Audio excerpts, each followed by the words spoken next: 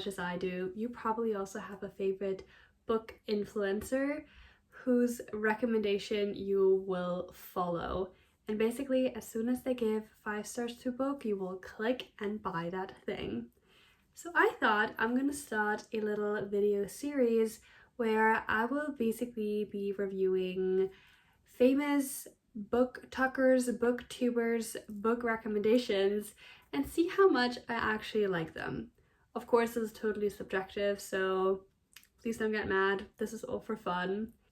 We're gonna start off really strong, as you already read in the title, and we have Haley Pham.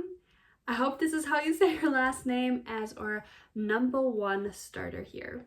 Haley is a really well-known YouTuber. I think she started as a vlogger. I actually don't know that much about her, I'm sorry, but she also has a vlogging channel where she is posting cozy reading vlogs, and I've just recently been obsessed with her videos and just see what she likes to read. She likes a lot of cozy rom-coms and romances, which is absolutely not up my alley usually, but I thought I'm just gonna see what kind of books she has given 5 stars to and what I think of her.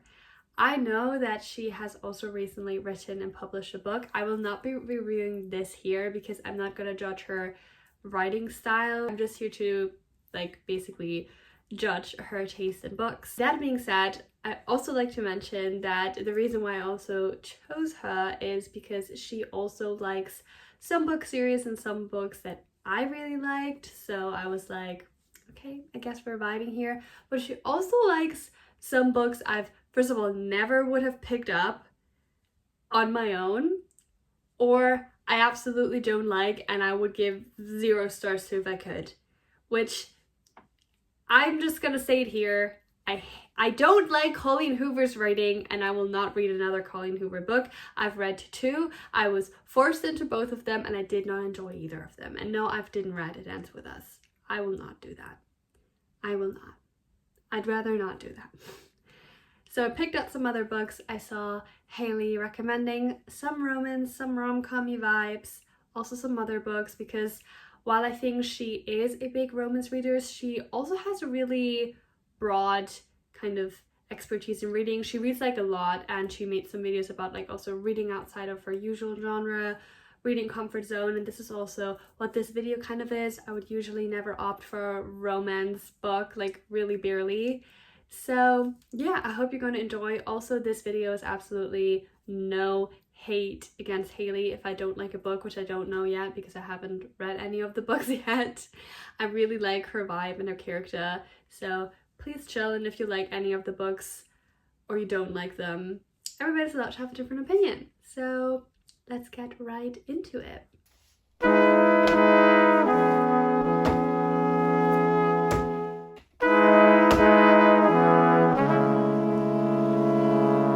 Starting off strong, because this is the book I did not only see Haley recommending several times, but also making a video saying that this is her favorite book out of all of the books she read in recent years. So that must mean something, right? And it's this one. It's Better Than the Movies by Lynn Painter. And I must say, I was thinking about picking up this book several times before in previous years, but then never did because I was like, I do not like rom-coms. I'm not going to read it. But now I did pick it up, and I actually went to several bookstores to find it. And I've also already read it. So here is my review. Also a little disclaimer, I will change outfits and looks throughout this video because I will just review the books as I go. I had some time though to think about this book after I finished it. So I'm going to tell you my thoughts. First of all, this book is about Liz and Wes, and they've been neighbors, living basically next door since forever, and they kind of can't stand each other. But now Michael is moving back in town, who's been Liz's childhood crush since forever, and she thought she's never going to see him again, but now it's her time to shoot her shot at him. However, she doesn't really know how to, and Wes is friends with Michael, so she kind of asks him for help in return for another favor. It's not a bad favor, it's really basic, but you know, she makes kind of this deal with him. And as they go trying to win Michael over for Liz, both of them are kind of start noticing that they have feelings for each other. You know, cute, rom-com-y, teenage romance kind of vibe, like it's saying, better than the movies. So that is what I was signing up for. I think it is really crazy in like a good way that this is Haley's favorite book out of all the books she's read, because it's like such an easy, light-hearted topic. Of course, there are some stakes in there. It's a mild spoiler, but it's literally said in the first like chapter or prologue that her mom dies, so she's also dealing with grief and stuff. But most of all, this book is like really light-hearted, rom-com-y, teenage romance kind of vibe.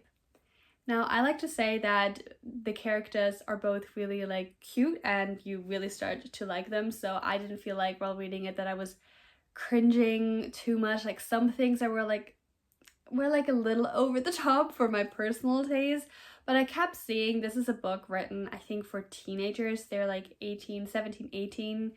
They're going to prom in this book, so I guess they're 18, whatever. I don't know when people end high school in America. And yeah, you know, they're children, they're kids, they're young adults. That's what I was trying to get at. So this is a book for young adults, long story short, and I could totally see that I would have liked this book when I was younger. However, this has not been a 5-star read for me, and I will just put it out here at first, because for a book to be 5 stars, it must do something unique or do something in a unique way. So it can totally be a romance book, but the characters have to be so unique. Either the characters, the storyline, or best version, both have to be so unique that I feel like, okay, that has been so well done and so never been done before, in a sense that I'm just like, yeah, 5 stars. And this book just didn't give it to me. It was really cute. It totally did what I think it was supposed to be doing. It's very sweet. I did giggle while reading it. I did get invested in the story, and it was also really easy and fast read. You could really fly through the pages, so that's great. So if you like ever need a book to just comfort you, to like laugh at and just have some fun while reading, this is perfect.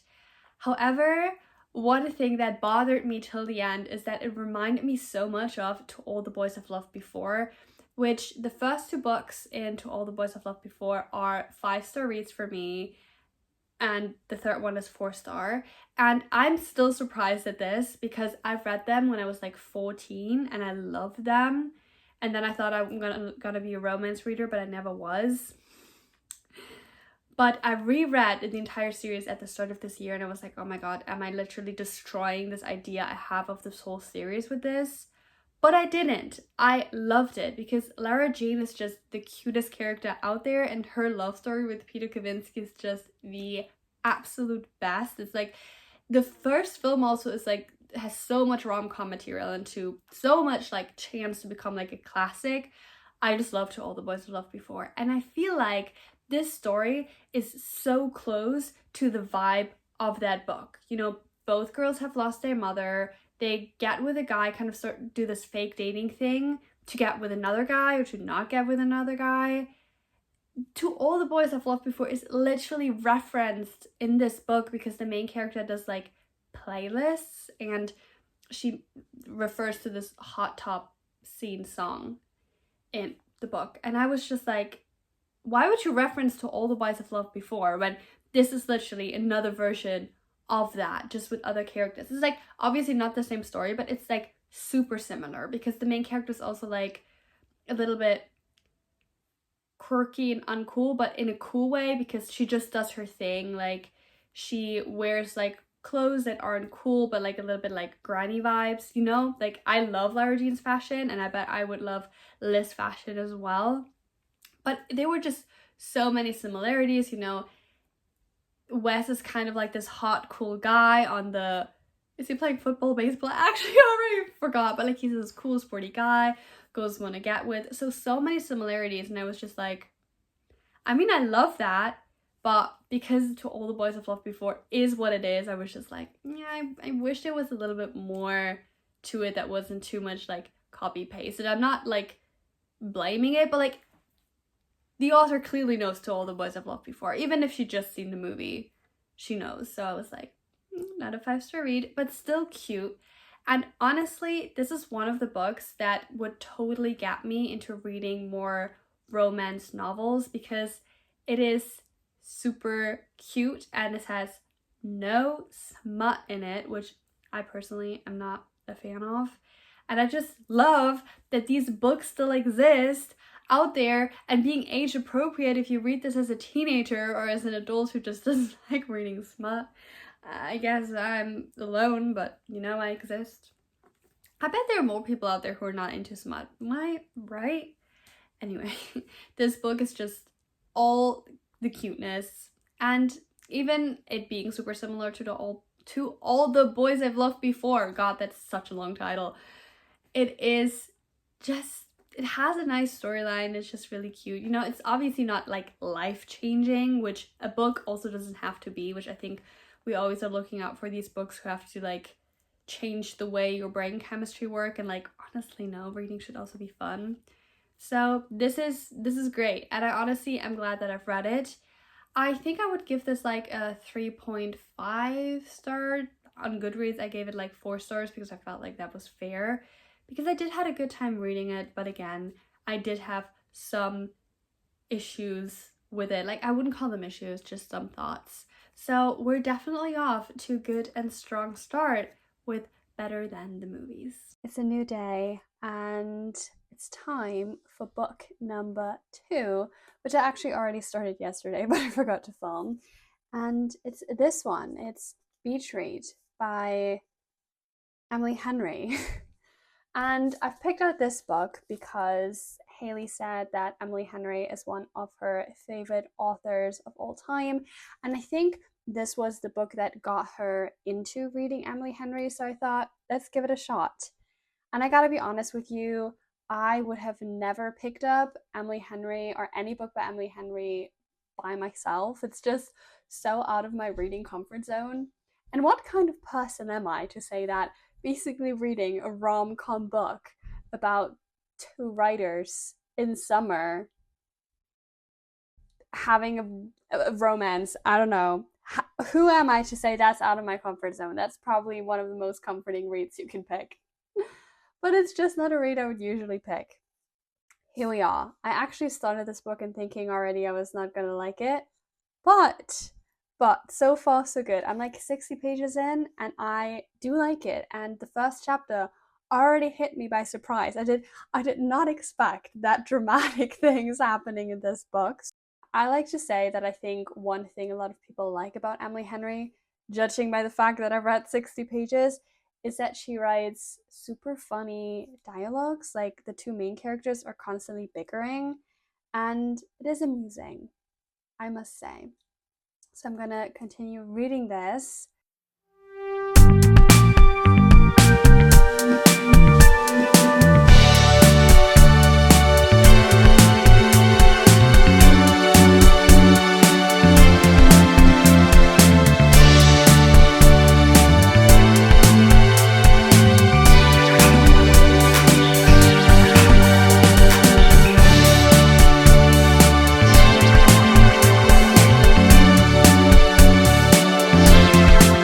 It's a new day and I've read quite a lot of the beach read yesterday. I have about a little bit more than 100 pages left, and my goal is to finish this today. Now, I already said I would have never picked it up by myself, and I'm kind of glad I did pick it up in this little reading challenge just at myself, because it's quite a cute read. There are some lines where I was like, what are you saying? I don't get it. But it is a really nice read, and it's also not boring. There are things happening in that, and I didn't expect it to be the book that it is. And yeah, I am looking forward to reading and finishing it, and then I will give you my reviewing thoughts.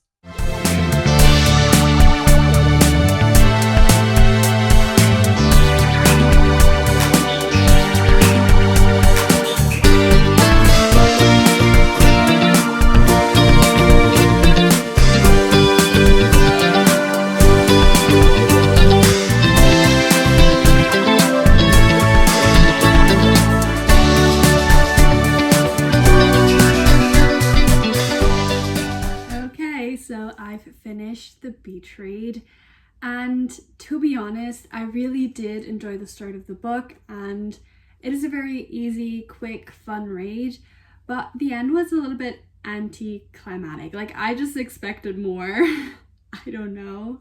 There were like a few spice scenes in there, I think like 2. I know I'm not the biggest spicy reader, so I think this was doable, so it was okay. I did enjoy it. I wouldn't say that Emily Henry is now one of my favorite authors and this made me want to read her other books, but definitely I think an author you can turn to if you want to have a quick, fun read with a little bit of depth, because I did not expect that, to be honest, and it definitely added to the story. I also particularly loved that both of the main characters are writers in this one, and it was taking insight of people writing. As someone who loves writing as well, this was super fun and I enjoyed those aspects of the book basically the most. So yeah, again, just a cutesy little read for in between when you don't want anything too serious.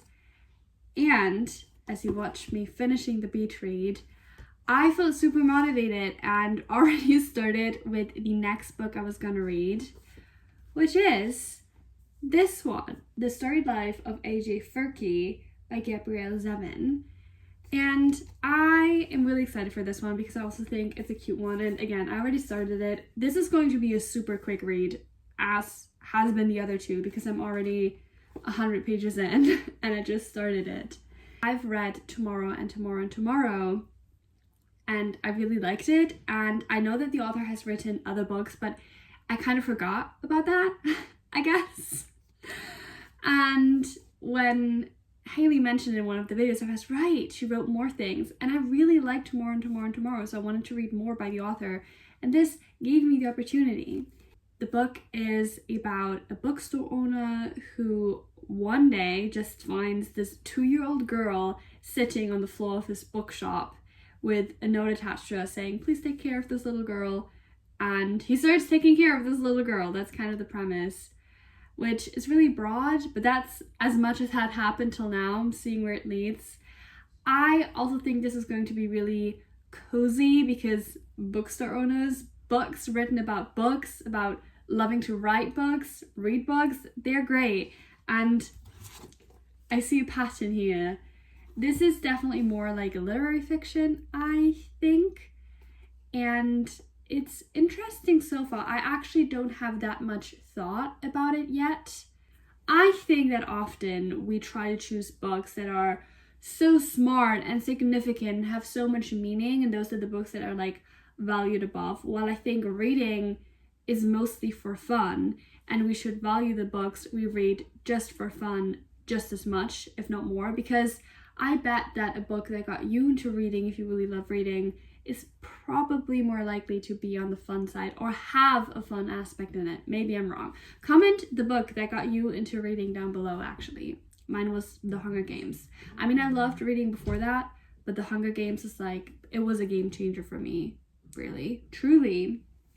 So yeah, let's see if this book is going to be a game changer for me as well. Does it look like I've been crying?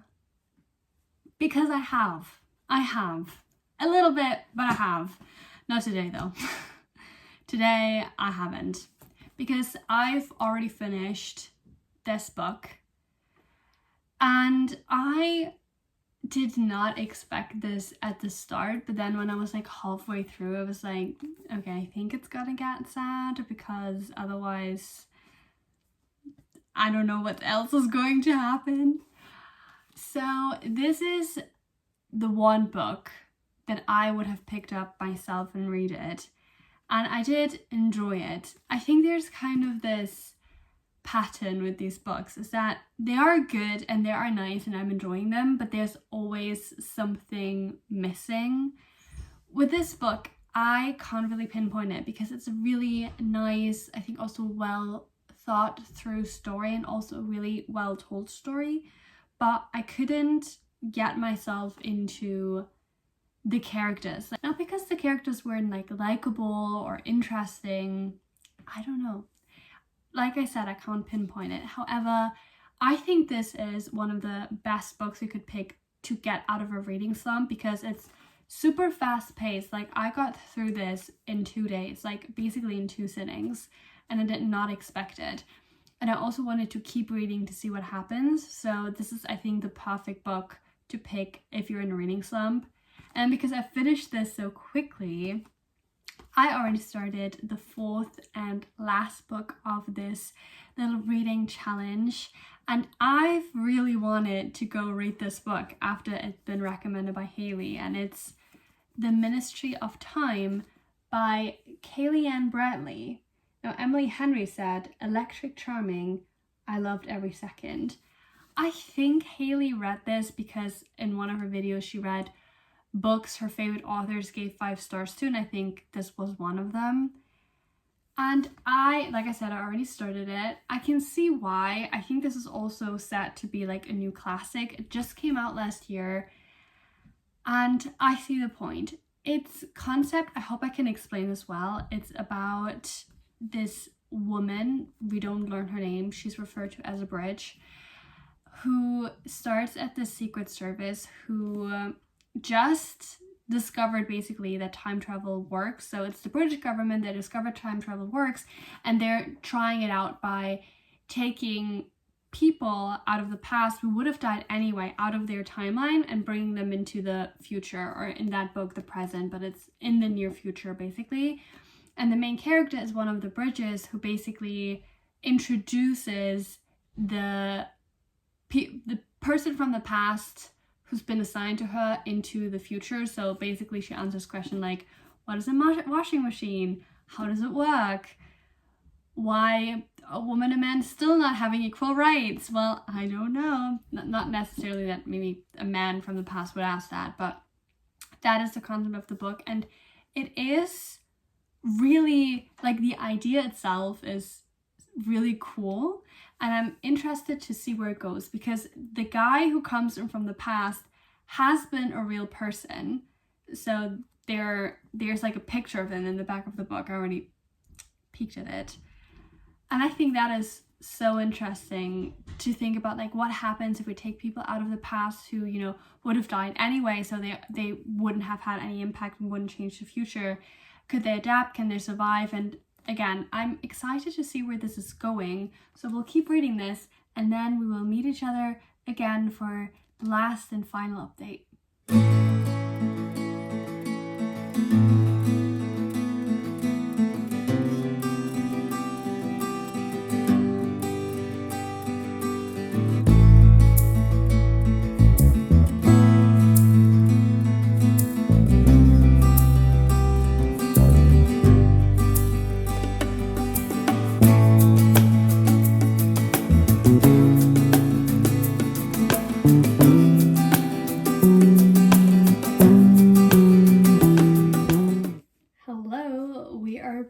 For the final update. I've just finished The Ministry of Time, and this is a roundup wrap up. Now, this book was quite good, and as I already said, I really like the concept of it, but I'm not sure if I would recommend it to other people. Not because it's bad, just because I didn't really warm up with the characters in the story, and as I was previously saying, that is the most important thing for me. While this definitely is probably the most remarkable book of all of the books that I've read during this reading challenge, I think it's also my least favorite, which is insane to admit, because this is the type of literature I'm usually drawn towards. What this little reading vlog or reading challenge basically told me is that the books I thought I'm going to enjoy the least, I enjoyed the most. I think I loved the beach read the most out of all of them, just because it was such a nice and cute rom-com, and both of the main characters were just so cute together, and I absolutely loved this. So I can totally see why Emily Henry has such a big following and so many readers love her. However, all of the other 3 books, besides The Ministry of Time, which again I think is the most serious out of them all are so cozy and feel like a warm hug, and that is definitely the kind of reading I want to do more, because it's just, first of all, super easy to read, and second of all, you're having the best time reading because it's like cute rom-com vibes, or just in general like a cozy, easy read, and you don't have to do too much thinking. As I was already saying in the video, I think that we often neglect this kind of reading and are like, oh no, like we have to read like the most meaningful parts of literature that is out there. Reading, for me, first and foremost, is for fun. And this reading challenge definitely was fun. So just huge shout out to Haley for recommending these books over and over again. I think this is really important. And I know there are readers out there who are like, oh, you know, these books aren't that good because they're maybe silly or don't deal with that much of serious business, maybe. Even though all of these books did have an element of that in it, which they definitely don't need to. I think a book can just be fun and cute as well. I just love paying attention to this kind of reading as well. I'm repeating myself. I guess this is a sign we're over with the video. I had so much fun reading. I definitely got to read 4 really cool books. There's no book out there that I totally despise and didn't like and couldn't see why Haley would recommend it. So I'm really happy, and I hope you enjoyed the video as well.